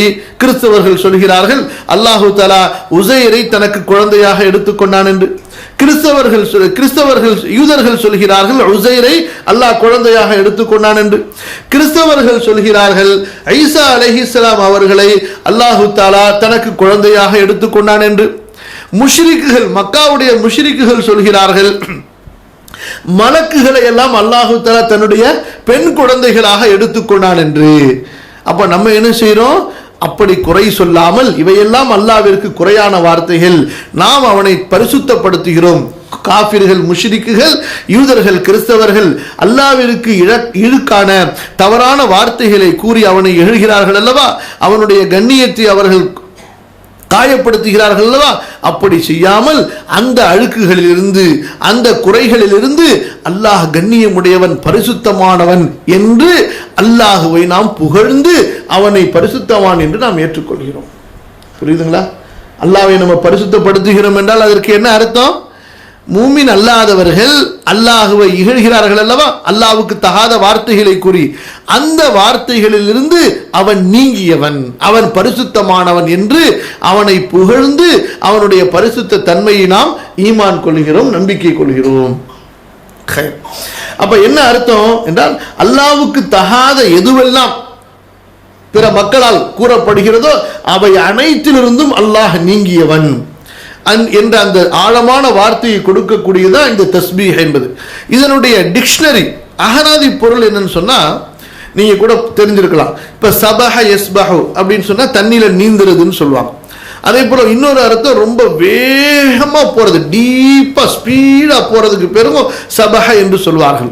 அப்ப காஃபிர்கள் எந்த அளவு அல்லாஹு தஆலாவை இழக்காக பேசுகிறார்களோ அதிலிருந்து தூய்மைப்படுத்தி அல்லாஹுவை புகழ்வதிலே அவ்வளவு விரைவாக, அவ்வளவு ஆழமாக அல்லாஹ்வுடைய உயர்வுகளை, அல்லாஹ்வுடைய பரிசுத்த தன்மையை நாம் நம்பிக்கை கொள்கிறோம் என்ற அந்த அர்த்தத்தில் தான் அந்த, அதாவது விரைந்து செல்வது, ஆழமாக செல்வது. நீங்க குர்ஆன்ல யாசீன்ல பார்த்தீங்கன்னா குல்லுன் ஃபீ ஃபலகி யஸ்பஹூன் இருக்கும். எல்லா நட்சத்திரங்களும் ஒவ்வொன்றும் அதனுடைய வரையறையிலே நீந்தி கொண்டிருக்கின்றன. அப்ப அந்த அர்த்தத்தில், அந்த வார்த்தையிலிருந்து வந்த இந்த சபஹ, சுப்ஹான் என்ற வார்த்தையை இந்த இடத்தில் அல்லாஹ்வை ஆழமாக புகழ்வதற்குரிய வார்த்தையாக பயன்படுத்தப்படுகின்றது. அப்ப சுப்ஹான ரப்பிக ரப்பில் இஸ்ஸத்தி அம்மா யசிஃபூன். அப்ப அல்லாஹ் ரப்புல் ஆலமீனுடைய அந்த கண்ணியம் என்பது எப்படிப்பட்டது என்றால், முஷ்ரிக்குகள் சொல்வதை போல அல்ல. முஷ்ரிக்குகள் என்ன சொன்னார்கள்? அல்லாஹ்விற்கு மனைவி இருக்கிறது என்று சொன்னார்கள், அல்லாஹ்விற்கு குழந்தை இருக்கிறது என்று சொன்னார்கள், அல்லாஹ்விற்கு கூட்டாளி இருக்கிறான் என்று சொன்னார்கள், அல்லாஹ்வை பாதுகாப்பதற்கு கார்டியன் இருக்கிறான் என்று சொன்னார்கள். இப்படியெல்லாம் அல்லாஹ்வை அவர்கள் நம்பிக்கை கொள்கிறார்களே, அந்த நம்பிக்கையிலிருந்து நாம் விலகிக் கொள்கிறோம். அல்லாஹ் அப்படிப்பட்டவன் அல்ல. அதே போல அல்லாஹ் ரப்புல் ஆலமீனிடத்திலே யாரும் அவனுடைய அனுமதி இல்லாமல் பரிந்து பேச முடியாது. அல்லாஹ்வுடைய ஆட்சி அதிகாரத்திலே அவனுடைய நாட்டம் இல்லாமல் யாரும் உள்ளே நுழைய முடியாது என்று அல்லாஹ்வை நாம் உயர்வாக மதிக்கின்றோம். அப்ப இப்படி அல்லாஹ் சுப்ஹானஹு வ தஆலா அவனுடைய கண்ணியத்தையும் அவனுடைய அந்த உயர்வையும் பற்றி நமக்கு சொல்லுகின்றார். அப்ப அடுத்த ஹதீஸுக்குள்ளார போவோம். அனஸ் ரலியல்லாஹு அன்ஹு அவர்கள் சொல்லுகின்றார்கள், நபி ஸல்லல்லாஹு அலைஹி வஸல்லம் சொன்னதாக. ஹதீஸுக்குள்ளார போவோம். இப்ப தலைப்புக்குள்ள விளக்கம் முடிஞ்சிருச்சு. தகூலு ஜஹன்னம் கத் கத் வ இஸ்ஸதிக. நாளைக்கு மறுமையில அல்லாஹ் தஆலா நரகவாதிகளை போட்டுக்கிட்டே இருப்பான். எங்க போடுவான்? நரகத்துக்குள்ளார போடுவான். இந்த நரகம் என்ன சொல்லும்னா, அவ்வளவு பயங்கரமா இருக்கும் நரகம். அதனுடைய நீளம், அதனுடைய ஆழம், அதனுடைய அகலம் நம்முடைய அறிவுகளுக்கெல்லாம் அப்பாற்பட்டது. ரசூல் ஸல்லல்லாஹு அலைஹி வஸல்லம் சொன்னார்கள், ஒரு முறை பயங்கரமான ஒரு திடுக்கமான சப்தத்தை கேட்டபோது சஹாபாக்களிடத்துல கேட்டாங்க, இப்போது ஒரு சப்தம், பயங்கரமான ஒரு சப்தத்தை கேட்டீங்களே, இடி சப்தம் மாதிரி, அந்த சப்தம் என்ன அப்படின்னு கேட்டப்ப சஹாபாக்கள் சொன்னாங்க, அல்லாஹும் ரசூலும் அறிந்தவர்கள். 60 ஆண்டுகளுக்கு முன்னால் நரகத்தின் விளிம்பிலிருந்து ஒரு பெரும் பாறை உருட்டப்பட்டது, போடப்பட்டது. அது இப்போதுதான் நரகத்தின் அடித்தளத்தை வந்து சேர்ந்திருக்கிறது. அது போய் அடித்தளத்தில் விழுந்த அந்த சத்தத்தை தான் இப்போ நம்ம கேட்டோம் என்று. அப்போ அவ்வளவு ஆழமானது நரகம். எவ்வளவு பெரியது! 70,000 சங்கிலிகளிலே ஒவ்வொரு சங்கிலியையும் 70,000 பெரும் வானவர்கள் இழுத்து கொண்டு வருவார்கள். அவ்வளவு பயங்கரமான ஒரு அந்த உலகம்தான் நரகம் என்பது. அப்போ இந்த நரகத்துல அல்லாஹ் தஆலா பாவிகளை போட்டுக்கிட்டே இருப்பான். நரகம் சொல்லிக்கிட்டே இருக்கும், ஹல்மின் மஸீத், ஹல்மின் மஸீத், ஹல்மின் மஸீத், யா அல்லாஹ் இன்னும் போடு, இன்னும் போடு, இன்னும் போடுன்னு சொல்லிட்டு, யௌம நகூலு லி ஜஹன்னம ஹலிம் தலஅதி வ தகூலு ஹல்மின் மஸீத். அல்லாஹ் நரகத்தை பார்த்து கேட்பான், நரகமே நீ வயிறு நிரம்பி விட்டாயா? நரகம் சொல்லும், யா அல்லாஹ் இன்னும் இருக்கிறார்களா, கொண்டு வா, என்னிடத்தில் இடம் இருக்கிறது என்று. அப்ப அப்போ நரகம் கடைசியில் தகாது தமையசு மினல் கைத், அந்த நரகத்துக்கே பாவிகள் மேல கோபம் வரும், வெடித்து விட நெருங்கி விடும், பயங்கரமான சத்தத்தை நரகம் கொடுக்கும். அப்போ அல்லாஹ் சுப்ஹானஹு வ தஆலா தனது பாதத்தை அந்த நரகத்தின் மீது வைத்தவுடன் தனது பாதத்தை அல்லாஹ் தஆலா அந்த நரகத்தின் மீது வைப்பான். அதுக்கு விளக்கம் பின்னாடி வருது இன்ஷா அல்லாஹ். ஏன்னா அதுவும் அல்லாஹ்வுடைய சிஃபத்தில் உள்ளது, நாம் நம்பிக்கை கொள்ள வேண்டிய ஒன்று. இப்ப அல்லாஹ் தஆலா தனது பாதத்தை அந்த நரகத்தின் மேல வைத்த உடனே அந்த நரகம் சொல்லும், கத் கத், போதும் போதும், வஇஸ்ஸதிக், உனது கண்ணியத்தின் மீது சத்தியமாக. கவனித்து கேளுங்க, உனது கண்ணியத்தின் மீது, வஇஸ்ஸதிக, உனது கண்ணியத்தின் மீது சத்தியமாக. அப்ப எப்படி வல்லாஹி தல்லாஹி பில்லாஹி, அல்லாஹ்வின் மீது சத்தியமாக என்று சத்தியம் செய்யப்படுகிறதோ அதே போன்று எதன் மீதும் சத்தியம் செய்யப்பட்டுள்ளது, அல்லாஹ்வுடைய கண்ணியத்தின் மீதும் சத்தியம் செய்யப்பட்டுள்ளது. அப்ப நாளைக்கு மறுமையில நரகம் அல்லாஹ்விடத்திலே பேசுகின்ற அந்த பேச்சை ரசூலுல்லாஹி ஸல்லல்லாஹு அலைஹி வஸல்லம் தங்களது ஹதீஸிலே நமக்கு சொல்லி இருக்கின்றார்கள். அப்ப இது ஒரு தவறானதாக இருந்தால் அல்லாஹ் ரப்புல் ஆலமீனுடைய அவனுக்கு மாறு செய்யாத படைப்பாகிய நரகம் இந்த வார்த்தையை சொல்லுமா? ரசூலுல்லாஹி ஸல்லல்லாஹு அலைஹி வஸல்லம் அவர்களுக்கு இந்த வார்த்தை தெரிந்தது எப்படி? அல்லாஹ்வுடைய அறிவிப்பின் மூலமாக. நாளை மறுமையிலே அல்லாஹ்விடத்திலே நரகம் பேசுவது, அல்லாஹ்விற்கு பதில் கூறுவதை எப்படி அறிந்து கொண்டார்கள்? எப்படிங்க அறிந்து கொண்டார்கள்? அல்லாஹ் அறிவிப்பதை கொண்டு அறிந்து கொண்டார்கள். அப்ப அல்லாஹ்வுடைய அறிவிப்பு ரசூல் ஸல்லல்லாஹு அலைஹி வஸல்லம் எடுத்து சொல்கிறார்கள். இது தவறான ஒன்றாக இருக்குமா? அஸ்தக்ஃபிருல்லாஹல் அஸீம். அல்லாஹ்வுக்கு கண்ணியமே, இஸ்ஸத் என்ற சிஃபத்தே அல்லாஹ்வுக்கு இல்லைன்னு சொன்னா நரகம் அல்லாஹ்வே உனது கண்ணியத்தின் மீது சத்தியமாக சொல்வது சரியாகுமா? சரியாமாங்க? புரிஞ்சுங்களா? அடுத்து அபூ ஹுரைரா, இதெல்லாம் ஹதீஸ், உங்களுக்கு எல்லாம் சஹீஹான ஹதீஸ்லேருந்து வரக்கூடிய அந்த, அதாவது அந்தந்த வரிகளை மட்டும், எந்த வரியில நமக்கு ஆதாரம் இருக்குதோ அதை மட்டும் எடுத்து தலைப்பினுடைய ஆரம்பத்தில் போட்டுக்கிட்டு வராங்க. அபூ ஹுரைரா ரலியல்லாஹு அன்ஹு அவர்கள் அறிவிக்கின்றார்கள், யப்கா ரஜுலுன் பைனல் ஜன்னதி வன்னார். அல்லாஹு அக்பர். நாளைக்கு மறுமையில அது ஒரு மிகப்பெரிய ஒரு உலகம். அது அல்லாஹ் தஆலா தீர்ப்பளிப்பான். அந்த தீர்ப்பு பல வகையாக இருக்கும். ஒவ்வொரு மனிதனுக்கு அல்லாஹ்வுடைய கண்ணியம், அல்லாஹ்வுடைய நீதம், அல்லாஹ்வுடைய ஃபضலுக்கு ஏற்றவாறு அல்லாஹ்வுடைய அந்த தீர்ப்பு அமைந்திருக்கும். அப்போ ஒருத்தர் கடைசியில் நரகத்தில் மாட்டிப்பார். ஒரு நீளமான ஹதீஸ். யா அல்லாஹ், இந்த காஃபிர் பசங்கள்லாம் என்ன ஏசுறானுவ அப்படிம்பாரு. என்னடா நீ உன்னை மூமின்னு சொன்ன, தொழுத நீ வந்து மாட்டிக்கிட்டியே அப்படின்னு ஏதாச்சும் பாவம் செஞ்சிருப்பார். எல்லாம் செஞ்சிருந்தாரு, ஆனா ஏதோ ஒரு பாவம் செஞ்சு இப்படி கேட்டு கேட்டு அல்லாட்ட பேசி பேசி, யா அல்லாஹ் இனிமே எதையும் கேட்க மாட்டேன், யா அல்லாஹ் இனிமே எதையும் கேட்க மாட்டேன், யா அல்லாஹ் இனிமே எதையும் கேட்க மாட்டேன்னு சத்தியம் பண்ணி பண்ணி அவர் வந்துகிட்டே இருப்பார். சரியா? அதுதான் ரசூல் ஸல்லல்லாஹு அலைஹி வஸல்லம் சொல்றாங்க, யப்கா ரஜுலுன் பைனல் ஜன்னதி வன்னார். கடைசியில் இப்படி வந்து வந்து சொர்க்கத்துக்கு நரகத்துக்கு இடையில வந்து அவர் நின்றுவார். வஹுவ ஆகிரு அஹ்லின் நாரி துகூலன் அல் ஜன்னத, இவர்தான் சொர்க்கத்துக்கு போற கடைசி மனிதர். ஃபயகூல், அந்த மனிதர் சொல்வார், ரப்பி இஸ்ரிஃப் வஜ்ஹி அனின்னார், அல்லாஹ் என் முகத்தை கொஞ்சம் திருப்பிடு நரகத்திலிருந்து. அல்லாஹ் நரகத்திலிருந்து வெளியாக்கி எந்த பக்கம் பார்த்து அவரை திருப்பி வச்சிருந்தான்? நரகத்தை பார்க்குற மாதிரி திருப்பி வச்சிருந்தான். அவர் என்ன சொல்லுவாரு? யா அல்லாஹ், என் முகத்தை நரகத்தின் பக்கத்திலிருந்து திருப்பி விடு. லா வஇஸ்ஸதிக லா அஸ்அலுக கைரஹா, உன் கண்ணியத்தின் மீது சத்தியமாக இதை தவிர நான் எதையுமே கேட்க மாட்டேன். இப்படி சொல்லி சொல்லி தான் வெளியே வந்தார் ஆளு. இப்படி உள்ளார இருந்து சொல்லி சொல்லி வெளியே, கடைசியில் அதே போல அவர் சத்தியம் பண்ண மாதிரி அல்லாஹ் தஆலா சொல்லுவார், சரிப்பா மலக்குகள்ட்ட சொல்லி இவர் இந்த பக்கம் திருப்பி வச்சிருங்க.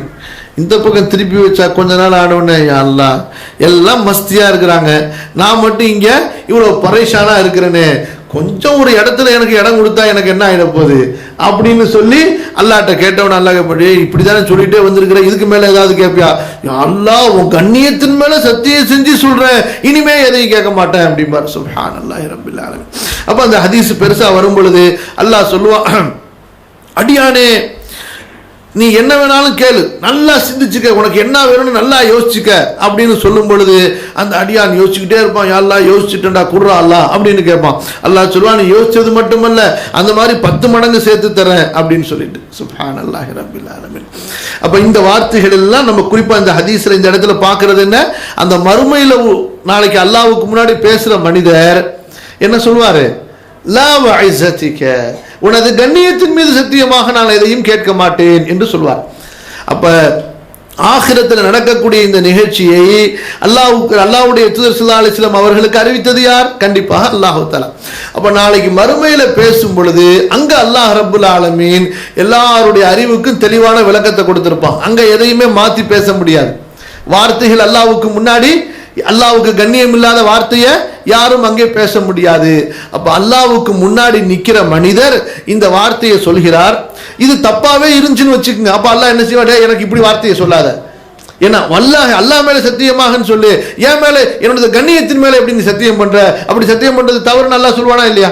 அந்த அடியான்ட்ட சொல்லியிருப்பான், என் கண்ணியத்தின் மேல நீ சொல்றியே இந்த வார்த்தையை சொல்லாத, நேரா என்ன பார்த்து யா அல்லாஹ் உன் மேல சத்தியம்னு சொல்லு அப்படின்னு அல்லாஹ் அங்க சொல்லியிருப்பானா இல்லையா? அந்த தவறான வார்த்தையை அல்லாஹ் தஆலா நபிக்கு அறிவிப்பானா?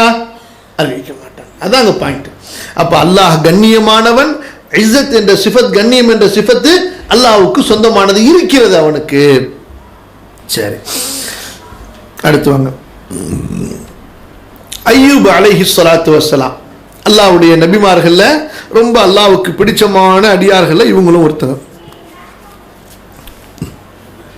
இவர்கள் ஒரு நாள் குளிச்சுக்கிட்டு இருக்கும் பொழுது ஒரு தங்கத்தினாலான ஒரு வெட்டுக்கிளி அது அப்படியே உழுக, அவங்க அப்படியே எடுத்துக்கிட்டாங்க. என்ன, ஒரு துணியை போட்டு அப்படியே என்ன, அல்லது ஒரு சின்ன குருவி மாதிரி அஸ்வூர் மாதிரி அதை உடனே எடுத்துக்கிட்டாங்க. அல்லாஹ் தஆலா உடனே கேட்டான், இவே கஜானாவா கொடுத்துருக்கிறேன் நான், பாவம் அது கோல்டு கலர்ல ஒரு கோல்டு வெட்டுக்கிளி ஒன்று, அதையும் சேர்த்து பிடிச்சிக்கிட்டியே அப்படின்னு சொல்லும் பொழுது, யா அல்லாஹ் ஓ இஸ்ஸத்திக், உனது கண்ணியத்தின் மீது சத்தியமாக, லாகினாலி அன் பரக்கத்திக்க, உனது பரக்கத்தை விட்டு, அருளை விட்டு நான் எப்போது தேவையற்றவனாக ஆக முடியும்? எனக்கு எந்த காலத்திலையும் சரி நான் உனது அருளை விட்டு தேவையற்றவனாக ஆகவே முடியாது. அப்ப அய்யூப் அலைஹிஸ்ஸலாத்து வஸ்ஸலாம் ஒரு நபி, வஹி கொடுக்கப்பட்டவர்கள். அல்லாஹ்விடத்துல பேசும் பொழுது உனது கண்ணியத்தின் மீது சத்தியமாக என்று சத்தியம் செஞ்சு சொல்லியிருக்கிறாங்க. அப்ப ஒரு நபி சொல்லும் பொழுது அது தவறா இருந்தா அல்லாஹ் என்ன செஞ்சிருப்பான், உடனே திருத்தி இருப்பான். அதை ரசூல் ஸல்லல்லாஹு அலைஹி வஸல்லம் எடுத்து சொல்கிறார்கள். புரியுதுங்களா? அப்ப ரசூல் ஸல்லல்லாஹு அலைஹி வஸல்லம் அவர்கள் அதை ஏற்றிருக்கிறார்கள், அல்லாஹ் ஏற்றுக்கொண்டதை கொண்டு. அப்ப இது அல்லாஹ் கண்ணியமானவன், அல்லாஹ்விற்கு கண்ணியம் என்ற சிஃபத் இருக்கிறது. புரியுதுங்களா? நல்லா ஆழமா விளங்குச்சுங்களா? சரி, இப்ப அடுத்து வாங்க. ரசூலுல்லாஹி ஸல்லல்லாஹு அலைஹி வஸல்லம் அவர்களுடைய ஒரு துஆவை இப்னு அப்பாஸ் ரலியல்லாஹு அன்ஹு அவர்கள் அறிவிக்கின்றார்கள். அன் இப்னு அப்பாஸ் ரலியல்லாஹு அன்ஹு அன்ன நபிய ஸல்லல்லாஹு அலைஹி வஸல்லம் கான யகூல் அஊது பிஇஸ்ஸதிக அல்லதி லா இலாஹ இல்லா அன்ட் அல்லதி லா யமூத் வல் ஜின்னு வல் இன்சு யமூதூன். யா அல்லாஹ், உனது கண்ணியத்தை கொண்டு நான் பாதுகாவல் தேடுகிறேன். நீ எப்படிப்பட்டவன்? அல்லதி லா இலாஹ இல்லா அன்ட், உன்னை தவிர வணக்கத்திற்குரியவன் வேறு யாரும் இல்லை. அல்லதி லா யமூத், நீ மரணமே இல்லாதவன். வல் இன்சு வல் ஜின்னு வல் இன்சு யமூதூன், ஜின்களும் மனிதர்களும் மரணிக்க கூடியவர்கள். அப்ப மலக்குகள் மரணிக்க மாட்டாங்களா? மலக்குகளும் மரணிப்பார்கள். குல்லு ஷைஇன் ஹாலிகுன் இல்லா வஜ்ஹஹு குல்லு மன் அலைஹா ஃபான், இந்த பிரபஞ்சத்தில் இருக்கிற எல்லாருமே அழியக்கூடியவர்கள். வயப்கா வஜ்ஹு ரப்பிக், அல்லாஹ்வுடைய முகம் மட்டுமே நிரந்தரமானது. அப்ப குறிப்பா இந்த இடத்துல நாம் எதை பார்க்கிறோம்? நபி ஸல்லல்லாஹு அலைஹி வஸல்லம் அஊது பிக, அல்லாஹ் உன்னை கொண்டு பாதுகாவல் தேடுகிறோம் என்று கூறியதை போன்றே எப்படியும் பாதுகாவல் தேடி இருக்கிறார்கள். சொல்லுங்க. அல்லாஹ் உனது இஸ்ஸத்தை கொண்டு நான் பாதுகாவல் தேடுகிறேன் என்றும் பிரார்த்தித்திருக்கிறார்கள். அப்ப அஊது, நம்ம இதுக்கு தமிழ்ல சொல்ற அர்த்தம் அஊது பிஇஸ்ஸதிக. அஊது இந்த வார்த்தையை நம்ம அதிகமா பயன்படுத்துறோம். குல் அஊது பிரபில் ஃபலக், அதுபோல அஊது பில்லாஹி மினஷ் ஷைத்தானிர் ரஜீம். இந்த அஊதுங்கிற வார்த்தையை பத்தி கொஞ்சம் நம்ம தெளிவா பார்ப்போம். அஊது என்றால் என்ன? அல் இல்திஜா அல் இஅ்திஸாம், ஒன்றின் பக்கம் ஒதுங்கி அவனை அப்படியே பிடித்துக் கொள்வது. ஒன்றின் பக்கம் ஒதுங்கி அவனை அப்படியே இறுக பற்றி கொள்வது. நீ தான் என்ன பாதுகாக்கணும், நீ தான் எனக்கு சேஃப்டி பண்ணணும், நீ தான் எனக்கு துணை நிற்க வேண்டும். புரியுதுங்களா? அப்ப அஊது என்று சொல்லும்போது என்ன, அல்லாஹ்வின் பக்கம் திரும்பி அல்லாஹ்வின் பக்கம் ஒதுங்கி அவனை பற்றி பிடித்துக் கொள்கிறோம். யா அல்லாஹ், இந்த ஷைத்தான் என்ன வழிகெடுக்க வர்றான், இந்த மனுஷன் என்ன வழிகெடுக்க வர்றான், இந்த நஃப்ஸ் என்ன வழிகெடுக்க வருது, என்னை நீ பாதுகாத்துக்க, என்ன நீ சேஃப்டி பண்ணிக்க. ஏன் இப்ப நான் எங்க வந்துட்டேன் சொல்லுங்க, உன்னிடம் வந்து விட்டேன். அப்ப உண்மையான சேஃப்டி எப்ப வருது? ஒரு அரசனின் பக்கம் ஒதுக்கிக்கிட்டு நான் உன் சைடு வந்துட்டேன், நீ என்ன சேஃப்டி பண்ணிக்கணும்னு சொன்னா அது எவ்வளவு ஆழமானது. எப்படி? அதே போல நம்ம இந்த வார்த்தையை சொல்லும் பொழுது, அல்லாஹ் நான் உன்கிட்ட வந்துட்டேன், நான் உன்னிடத்துல ஒதுங்கிக்கிட்டேன், இப்ப உன்னை பிடிச்சுக்கிட்டேன், நீ என்ன பாதுகாத்துக்க, நீ என்ன காத்துக்க. சுப்ஹானல்லாஹ். அப்ப வஹகீகத்துஹு அல் ஹர்பு மினல் மகூஃபி இலல் முஜீரில் ஆசிமி. எதை பயப்படுகிறோமோ அதிலிருந்து விரண்டு யார் நமக்கு அடைக்கலம் கொடுப்பார்களோ, யார் நம்மை பாதுகாப்பார்களோ அவர்களிடத்திலே ஓடோடி வந்து விடுவது. அப்ப யார் அல்லாஹ்விடத்திலே ஆயிர் அந்த பாதுகாவல் தேடுகிறாரோ அவர் என்ன செய்கிறார்?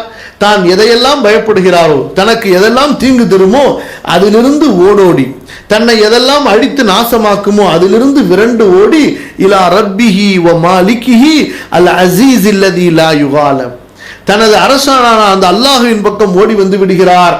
அவன் எப்படிப்பட்டவன்? அல் அஸீஸ், அவனோ மிகைத்தவன், ஆற்றல் உள்ளவன், அவனை யாரும் மிகைக்க முடியாது. யுஇஸ்ஸு மன் யஷா, நாடியவரை கண்ணியப்படுத்துகின்றான். வ யுதில்லு மன் யஷா, நாடியவரை இழிவுபடுத்துகின்றான். வ யுஜீரு மன் இஹ்தமா பிஹி, தன்னிடத்திலே யார் பாதுகாப்பு தேடி வந்து விடுகிறார்களோ அவர்களுக்கு அவன் கார்மானம் பாதுகாப்பு தருகிறான். அப்ப ரசூல் ஸல்லல்லாஹு அலைஹி வஸல்லம் எப்படி துஆ கேட்டார்கள்? அஊது பிஇஸ்ஸதிக் அல்லதி லா இலாஹ இல்லா, உனது கண்ணியத்தை கொண்டு பாதுகாவல் தேடுகிறேன். நீ எப்படிப்பட்டவன்? அல்லதி லா இலாஹ இல்லா அன்தல்லதி லா யமூத், மரணமே இல்லாத இறைவனாயிற்று நீ, உன்னை தவிர வணக்கத்திற்குரியவர் வேறு யாரும் இல்லை. இந்த வார்த்தையில ரசூல் ஸல்லல்லாஹு அலைஹி வஸல்லம் சொன்ன அந்த கருத்து என்னவென்றால், அன்தல் இலாஹுல் ஹக், யா அல்லாஹ் நீதான் உண்மையான அரசன், உண்மையான இறைவன். அல்லதி தஜிபு இபாதத்துஹு அலா இபாதிஹி, அடியார்கள் எல்லாம் யாரை வணங்க வேண்டுமோ அத்தகைய இறைவன் நீ. உன்னை தவிர வேறு யாரையும் யாராவது வணங்கினால் அது மிகப்பெரிய வழிகேடு, அவர் மிகப்பெரிய ஒரு நஷ்டத்திற்கு ஆளாகி விடுவார், நிரந்தர நரகத்திற்கு ஆளாகி விடுவார். எனவே ஃபலிதாலிக லா அத்தவஜ்ஜஹு பிதஅல்லுஹி இல்லா இலைக யா ரப், பணிவதை கொண்டு, பயப்படுவதை கொண்டு, தாழ்மையாகுவதை கொண்டு உன்னை தவிர வேறு யாரையும் நான் முன்னோக்க மாட்டேன் அல்லாஹ்வே. புரியல? அஊது பிஇஸ்ஸதிகன்னு சொல்லும் பொழுது இந்த உணர்வோட சொல்லணும். இப்ப என்ன, பெரும்பாலும் துஆ என்பது எப்படி இருக்குது? அர்த்தமே தெரியாது. ரப்பனா ஆத்தினா ஃபித் துன்யா ஹஸனா வ ஃபில் ஆখিরাতি ஹஸனா வ கினா அஸாபன்னார்னு சொல்வாரு. என்னடா ஹஸனாக்கு அர்த்தம்னு கேட்டா எப்படி, என்ன எப்படிங்க துட்டு அப்படிம்பாரு. ஹஸனாக்கு என்னங்க அர்த்தம்? சஹாபாக்கள் சொன்ன அர்த்தம் என்ன, தாபீன்கள் சொன்ன அர்த்தம் என்னன்னா, ஹஸனான்னு சொன்னா துன்யால நல்லமல் செய்யறதுக்கு தௌஃபீக், ஆகிரத்துல ஹஸனானா என்ன, சொர்க்கம் அப்படின்னாங்க. நம்மால் இப்படி எடுத்துக்கிட்டாரு, பில்டிங்கு, காசு, பணம். நானும் ரப்பனாத்தினா கேட்டுக்கிட்டு தான் இருக்கிறேன் அப்படிம்பாரு. நீ என்ன நியத்துல கேட்கிற நீனு? புரியுதுங்களா? அஸ்தக்ஃபிருல்லாஹ் அல்-அஸீம். அப்ப பெரும்பாலும் அர்த்தத்தை மாத்தி வச்சுப்போம் நம்ம, அல்லது அர்த்தமே தெரியாது. கவனிங்க. அப்ப அல்லாஹும்ம அஊது பிஇஸ்ஸதிகன்னு சொல்லும் பொழுது நம்முடைய உள்ளத்துல என்ன அந்த ஒரு, அதாவது ஒரு பயம், பணிவு வர வேண்டும் என்றால், அல்லாஹ் இந்த பணிவு, இந்த பயம், இதை கொண்டு நான் வேறு யாரையும் முன்னோக்க மாட்டேன். ஃபலா இலாஹ லீ கைருக், உன்னை தவிர எனக்கு வேறு யாரும் இறைவனே இல்லை. எனவே ஃபபிக்க அஊது வ இலைக அலூது, உன்னை கொண்டே நான் எனக்கு காவலை, பாதுகாவலை தேடுகிறேன், உன் பக்கமே நான் ஒதுங்கி வந்து விடுகிறேன். அப்ப அல்லதி லா யமூத், உனக்கு மரணமே, நீ மரணிக்கவே மாட்டாய், அதாவது நீ நித்திய ஜீவன், நீ எல்லோரையும் நிர்வகிக்க கூடியவன், உனக்கு தூக்கமே இல்லை, அசதியே இல்லைன்னு சொன்னா அடுத்து மரணத்தை பத்தி என்ன சொல்றது? லா மப்தஅ லி வுஜூதிக, உனது உள்ளமைக்கு ஒரு ஆரம்பம் கிடையாது. வலா முன்தஹா லி பகாயிக, உனது அந்த நிரந்தர தன்மைக்கு ஒரு எல்லை கிடையாது. வஅன்தல் கனியு பிதாத்திக அன் குல்லி மா சிவாக், நீ உன்னிலே நிறைவானவன், பிறருடைய தேவை உனக்கு அறவே இல்லை. வல் ஹல்கு குல்லுஹும் ஃபுகராஉ இலைக், எல்லா படைப்புகளும் முன்பக்கம் தேவை உள்ளவர்கள். வக்கானு அதமன் கப்ல இஜாதிக இய்யாஹும், நீ அவர்களை உருவாக்குவதற்கு முன்பு அவர்கள் இல்லாமையிலே இருந்தார்கள். அவர்களுக்கு நோய் வரலாம், அவர்களுக்கு பிரச்சனைகள், குழப்பங்கள், மாற்றம் வரலாம், அவர்கள் அழிந்து விடலாம். ஆனால் அன்த யா ரப் அல் பாக்கி வஹ்தக, நீதான் நிரந்தரமானவன். வல் ஹல்கு குல்லுஹும் யமூத்துன், படைப்புகள் எல்லாம் மரணித்து விடக்கூடியவர்கள்.